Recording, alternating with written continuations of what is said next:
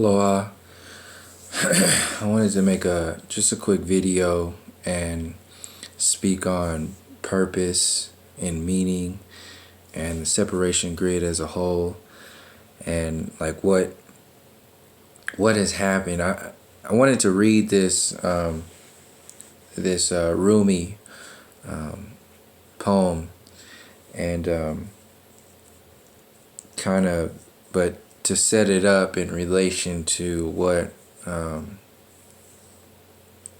what's going on individually and collectively, from my perspective and from many others' perspectives too. But for me to just share it with people from like the flat earth, Mandela effect, transhumanism, intention, stuff that's there, along with creating the globe model, creating evolution theory, creating the Big Bang theory, creating the perspectives that we worship and actually put limitations on our reality, such as like gravity, and selling complexities to separate us from the harmonics of our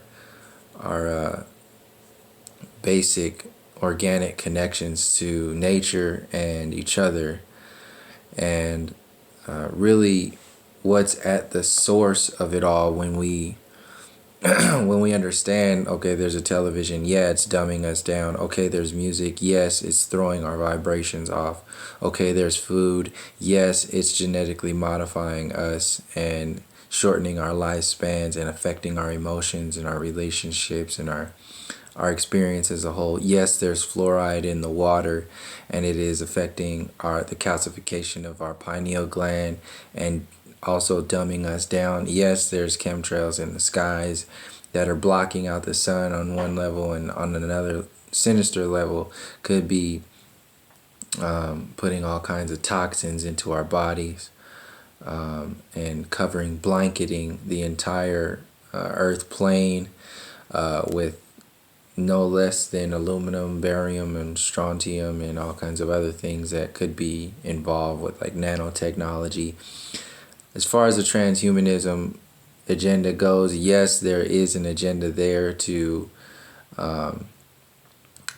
have people believe in an evolution theory that accepts the next evolutionary step as merging humanity with technology. And everything that's involved with that separation program and enslavement program as a whole, and all the precursors to that. And this whole science worship, it's just, science is a religion. Science is like the Crusades. It's the new version of spreading Christianity or colonialism. It's the same exact storyline. And in order to sell the depths of a limited perspective, such as the scientific versions of our reality, it has to go into the depths of where we experience, like how we experience, from shutting down our dreams, from shutting down the higher perspectives of experience, like psychedelics, and even cannabis, the medical properties of cannabis, the intellectual and spiritual expansion spaces of cannabis, the mushrooms and shamanic visions and journeys, and going into how even the so-called old school versions of our reality have been forgotten and dumbed down by these the current frame of thought, when we call it mythology now, but back in the day, this was the mainstream as far as understanding our reality, and the storylines that are connected from these perspectives are much more understanding of a natural harmonics that is going on within our reality. And this is the norm back then, when time frames, I mean, even beyond that, not even just like the mythology of Aztecs or the Mayans, but even the storylines of ancient Egypt or Kemet. They're all very similar. This is the whole program that we are trained to forget and separate ourselves from and download the new version of our reality we call science or astrology, or astronomy, and NASA, and all these other astrophysicists, and they're strictly based upon a physical. That's what physics is. It's based upon the physical reality, and a limitation, like a small percentage of the physical reality, completely separating itself from the spiritual reality, and even the higher spaces of the intellectual reality, where an example of that would be like alchemy. Alchemy is not even spoken of, and that's a highly intellectual format, way of experiencing your reality and observing your reality that's totally pushed to the side as all these other ways of observing our reality are. So I just wanted to share like the importance of this, and really just allow it to just be, because it already has been. And since we're talking about the separation program as a whole and how this is a very definite program to create a gap, create a space within our experience. But what does that actually mean? What is it saying? What is it doing? And what are we separating ourselves from? So there's various layers of these separation programs that are going on, that some of them are very obvious, like the television and the fluoridated water, the genetically modified foods, the education system, separating us from our spirit, separating us from anything that is of a natural space. These are some of the obvious things, but some of the ones that are not so obvious are things like that are being manipulated through stuff like the New Age, so-called New Age movement, and everything that stems from that frame of thought. It gets a little more complicated, because there's a lot of the stuff that is intertwined within the old school frames of thought that are being sold in another style for us to consume and activate from a particular perspective, and not activate it from the depths of the roots, but actually activate it from like a poisonous fruit, in a sense, like in an extreme space, instead of going to the roots of how we experience our reality and understanding our reality. Stuff like the new age agenda means to create a foundation based upon that sits atop the broken foundation that we have been trained to accept over and over again. So it's based upon healing.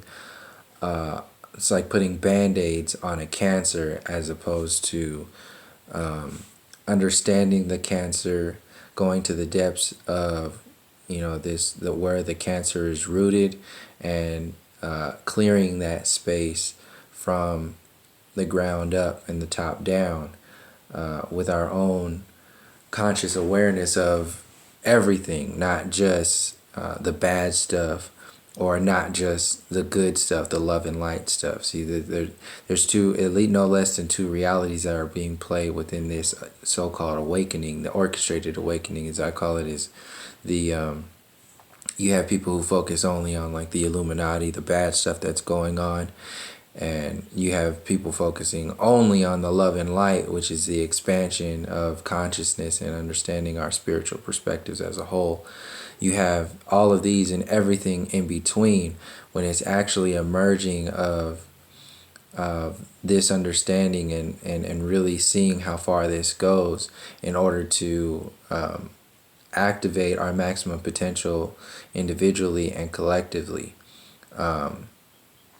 So stuff like the globe model that's out there is meant to act as a divider between ourselves, our own intuition, our own memory banks, our own willpower, our desire to go into anything that challenges what is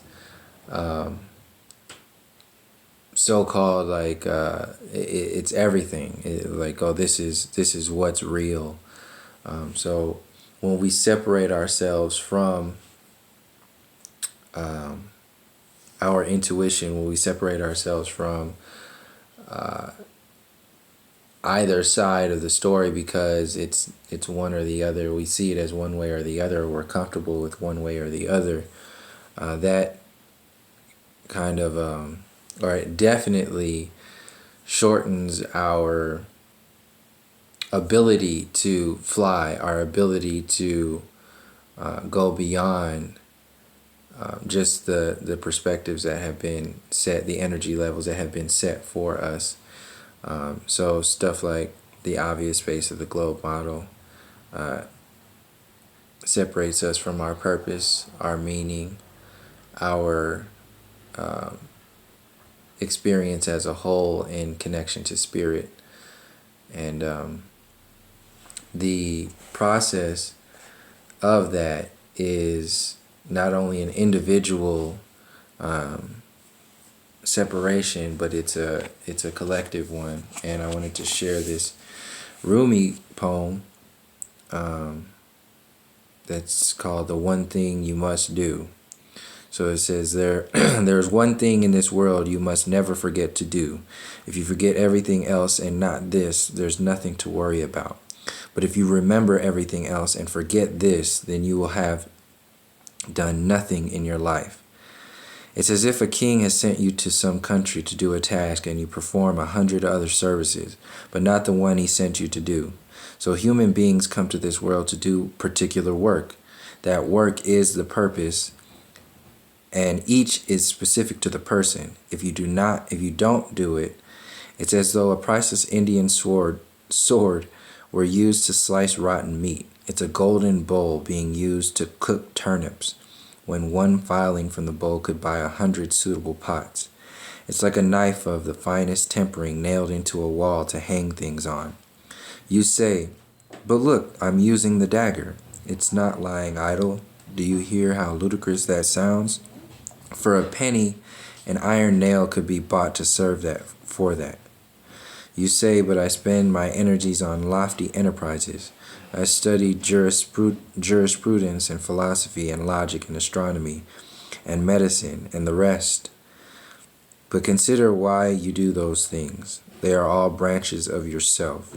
Remember the deep root of your being, the presence of your Lord. Give yourself to the one who already owns your breath and your moments. If you don't, you will be like the man who takes a precious dagger and hammers it into the kitchen wall for a peg to hold his dipper gourd. You'll be wasting valuable keenness and forgetting your dignity and purpose.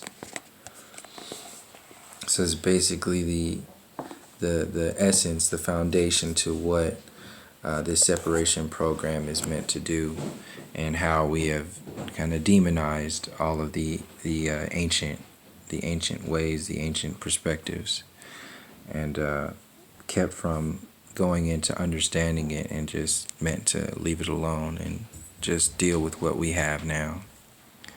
So that's pretty much it. That's all I wanted to share in this. So thank you for joining me. Until next time, from all my relations, peace, love, and harmony.